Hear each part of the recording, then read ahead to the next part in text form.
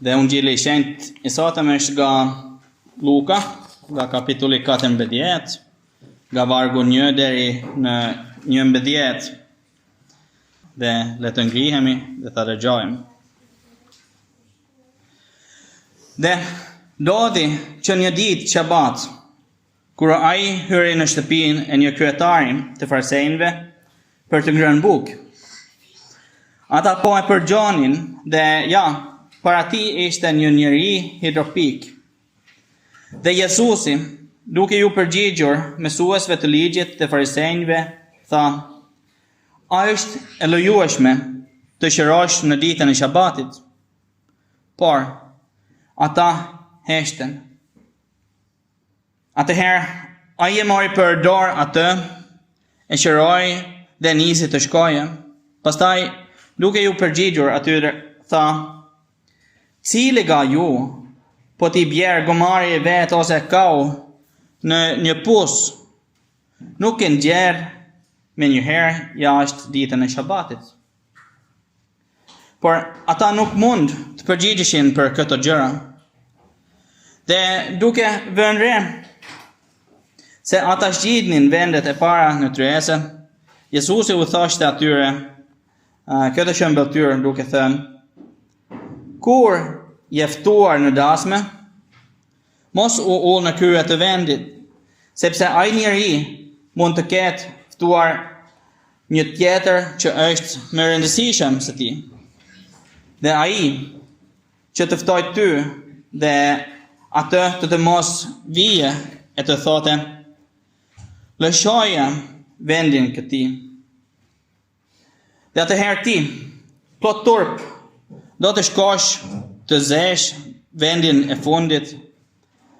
Por kur je ftuar, shkoj ri në vendin e fundit që kur të vije ai që të ka ftuar të thote: o mik, gjitu me lartë. Atëherë do të jesh i nderuar përpara atyre që janë në tryezë bashkë me ty, sepse kushdo që e larton vete, do të ullet, dhe kush e për ull veten, do të lartësohet." Ky është Ungjilli i Shenjtë, lavdi për ty, o Krisht. Në emër të Jezusit. Amen. Teksti i sotëm tregon për kohën kur Jezusi, një Shabat, u ftua në një gosti nga prej udhëheqëve të farisejve. Luka përshkruan 2 skena nga ajo ngjarje. E para flet për mënyrën se si Jezusi qëroi një njeri të semur. Megjithse ishte Shabat. Shabati është dita e shtunë, dhe ishte i shenjtë për judenjve. Dhe farisejtë nuk patën çfarë të thonë. Dhe dyta, teksti tregon si Jezusi pa mysafirët që përpiqeshin të merrnin vendet me të mira në tryezë. Dhe ai u tregon një shembulltyr për ullësinë. Dhe këto 2 skena ne mësojnë diçka shumë të rëndësishme për lirisë e njeriut të krishterë, që është tema edhe e kësaj të diell. Dhe do të shohim 3 gjëra sot të ndryshme që mund të mësojnë për lirinë e krishterë në tekstin e sotëm. Dhe le të fillojmë me skenën e vendeve në tryezë dhe me fjalët e Jezusit. Sepse Jezusi i tha i fundit e tekstit: sepse kushdo që larton veten do të ullet, dhe kush e për ull veten do të lartësohet. Në fjalë të tjera, pika e parë është liria e krishterë është që ne jemi lartësuar nga Zoti. Në botën e farisejve, vendi në tryezë varet nga meritat dhe devotshmëria. Sa më shumë njeri të respekton të ligjin, aq me afër Zotit të shtëpisë ulej. Edhe në botën tonë, ndodh shpesh kështu. Grada, statusi dhe suksesi i jashtëm tregojnë kush është më rëndësishëm. Por Jezusi tregon se në mbretërinë e Zotit është ndryshe. Dhe ai thotë, dhe kjo është në vargu 10 në teksti. Por kur je ftuar, shko e rri në vendin e fundit, që kur të vi ai që të ka ftuar, të thotë, o mik, gjitu më lartë. Në mbretërinë e Zotit nuk ka ndarje sipas dignitetin apo famës. Ai që do të marrë pjesë duhet të heqë dorë nga pretendimet dhe të pranoje mëkatin e vet. Duhet të ulet në vendin më të ullet. Publikani në tempull e kemi shembullin ton. Ai që nuk guxonte as të grinte syte, por lutej, o Perëndi, ki mëshirë për mua, mëkatarin. Ai pa të vërtetën për veten e tij dhe u përull para Zotit. Ashtu duhet të bëjmë edhe ne. Kur shohim veten në pasqyrën e ligjit dhe ndriçohemi nga fryma e shenjtë, kuptojmë se nuk mund t'i afrohemi Zotit me meritat tonë.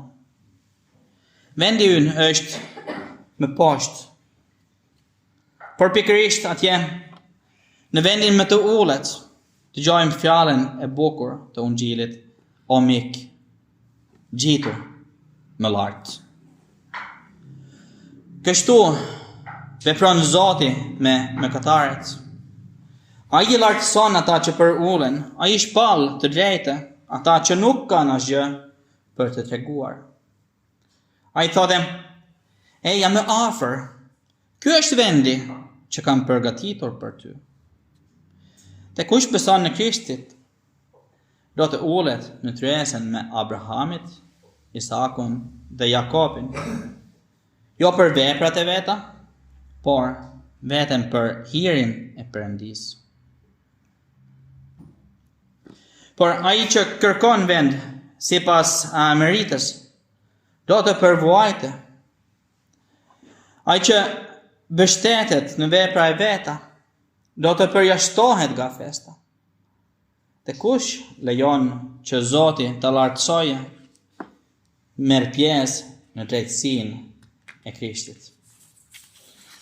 Dhe kjo është në fakt liria e krishterë, që Zoti në Krishtin na ka bërë të lirë nga faji i mëkatit dhe nga kërkesat e ligjit.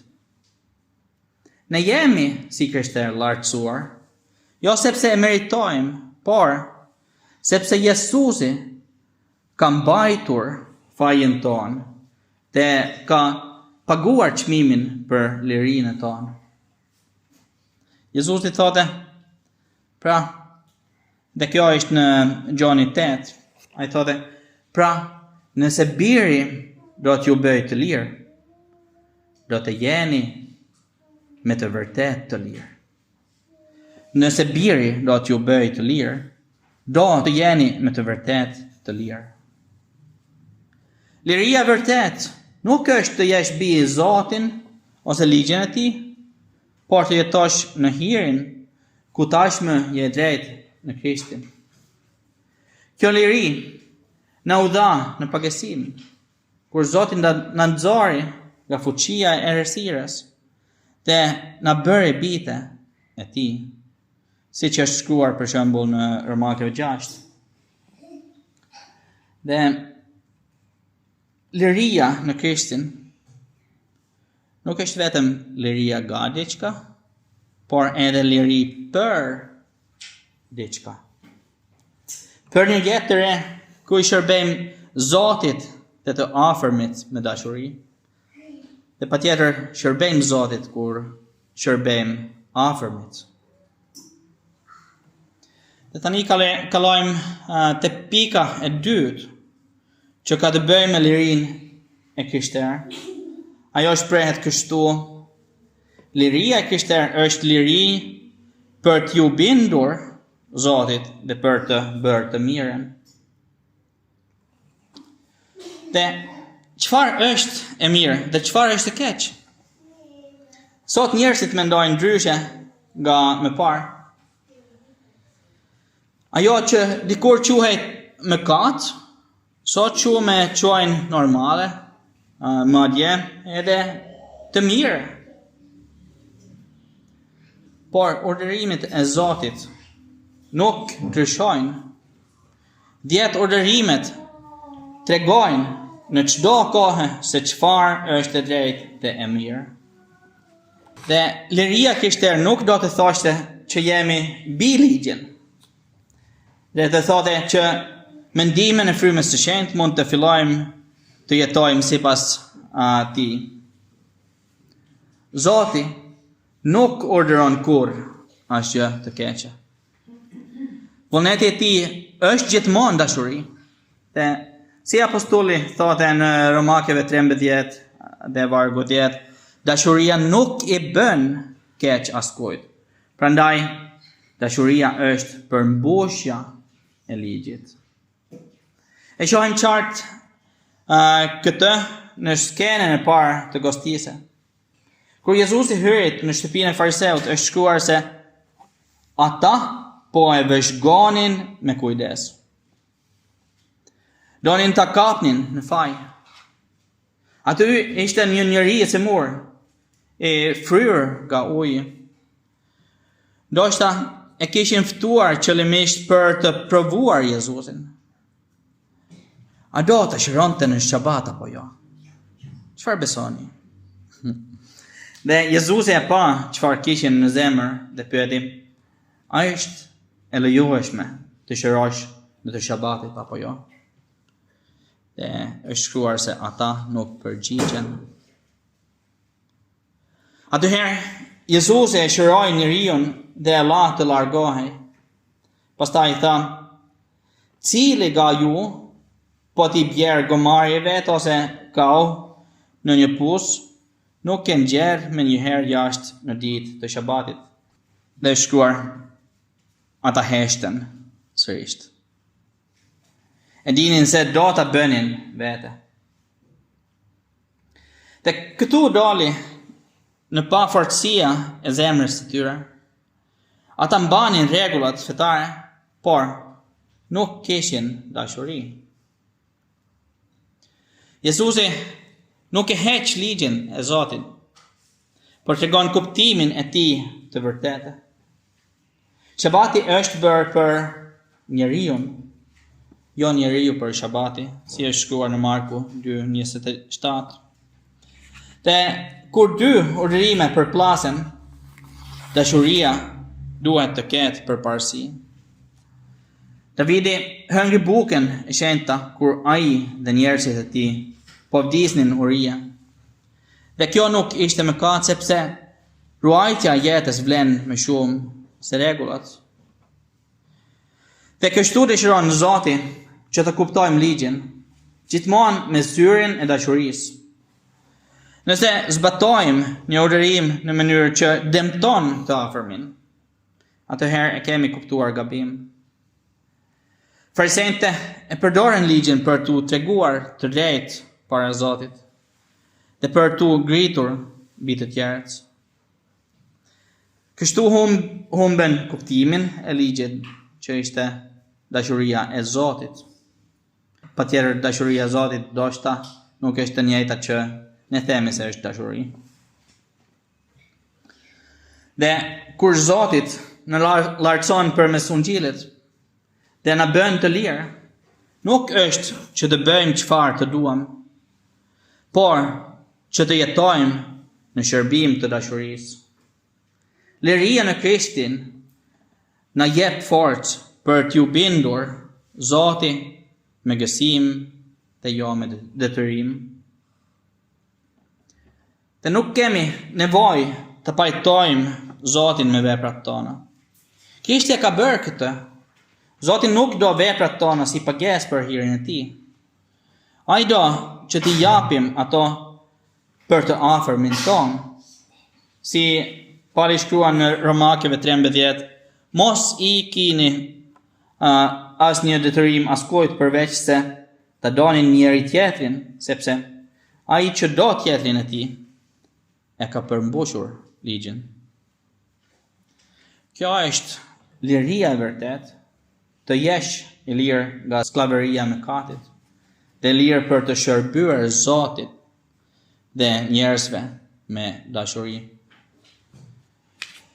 Dhe pika e tretë dhe i fundit që ka të bëjë me lirinë e krishterë është kjo. Lirinë e krishterë nuk duhet të lejojmë askënd ta na marrë. Siç ishte shkruar në teksti i sotëm nga Galatasve, qëndroni pra të patundur në lirinë me të cilën Krishti na liroi, dhe mos hyni përsëri në zgjedhjen e skllavërisë. Por skllavëria mund të ketë shumë forma. Mund të jetë robëria ndaj mëkatit, kur njeriu udhëhiqet nga dëshirat e veta. Mund të jetë robëria ndaj rregullave njerëzore dhe kërkesave të tyre. Mund të jetë robëria ndaj ligjit të Zotit, kur mendojmë se duhet ta zbatojmë për të fituar dashurinë e tij. Mund të jetë edhe robëria ndaj urdhërimeve që nuk vlejnë më në besëlidhjen e re. Një shembull është urdhërimi i Shabatit që në besëlidhjen e vjetër ishte lidhur me një ditë të caktuar. Pari shkruan në Kolasianëve 2:16 deri në 17 për kjo. Ai shkruan: prandaj të mos ju gjykoje kush në çështje të ngreni dhe në çështje të piri, apo në çështje feste, apo hëntëre, apo shabatës, të cilat janë hije e atyre gjërave që do të vinë, dërsa është Krishti. Dërsa lënda është Krishti. Shabati ishte një shenjë e pushimit që kemi tani në Krishtin. Pushimi për jetën e pajtimit me Zotin. Në besëlidhjen e re, çdo ditë është një shabat. Po, çdo ditë është një shabat, sepse Krishti është pushimi ynë. Asnjë ditë nuk është më e shenjtë se një tjetër, por që herët kisha zgjodhi ditën e parë të javës që ishte të dielën, tani është dita e fundit, por. Dhe kjo si ditën e ardhurimit, në kujtim të ringjalljes së Jezusit. Kjo nuk është një ligj i ri, por një zgjedhje e lirë që kisha ka bërë për fjalën dhe sakramentet. Dhe që dita është e lirë, nuk do të thotë se mund të mos shkojmë në shërbes. Përkundrazi, pikërisht në takimin me Krishtin, në fjalë dhe në darkën e Zotit, ruhet liria jone. Pa këtë takim të rregullt, ne rrezikojmë ta humbim lirinë dhe të bijem sërish në mëkat dhe në botën, dhe prandaj duhet të ruajmë të dielën të shërbesën e saj. Shërbesa nuk është një barë, por një dhuratë. Këtu takojmë atë që thot: miku im, eja më lartë. Miku im, eja më lartë. Dhe këtu marrim hirin që në bën të lirë dhe na ruan në besim. Dhe përfundimisht, Jezusi erdhi në gosti për të treguar çfarë është liria vërtet. Ajo nuk është të ndjekësh rregulla për të bërë i denj, por që Jezusi, ai që është i denj, na ka dhënë denjësinë e tij, me vdekjen dhe ringjalljen e tij. Ai na dha lirinë e vërtetë. Dhe kjo mund të përmblidhet në 3 pika. Më parë se ne jemi lirë sepse Zoti na ka lartësuar në Krishtin. Ulemi në tresën e tij, jo për veprat tona, por për shkak të pajtimit që ai ka bërë. Dhe e dyta, jemi të lirë për të bërë të mirën dhe për të shërbyer të tjerëve. Liria në frymë nuk është pa ligj, por është liria dashurisë. Jezusi na jep forcë për të shërbyer pa frikë. Dhe së treti, duhet të ruajmë këtë liri. Mos lejoni që mëkati, vetë drejtësia apo detyrimi fetar ta marrin. Liria është në Krishtin dhe në fjalën e tij. Liria e njeriu të krishterë nuk është pavarësi, por varësi nga vetë Krishti. Nuk është liria nga dashuria, por liri për dashurinë.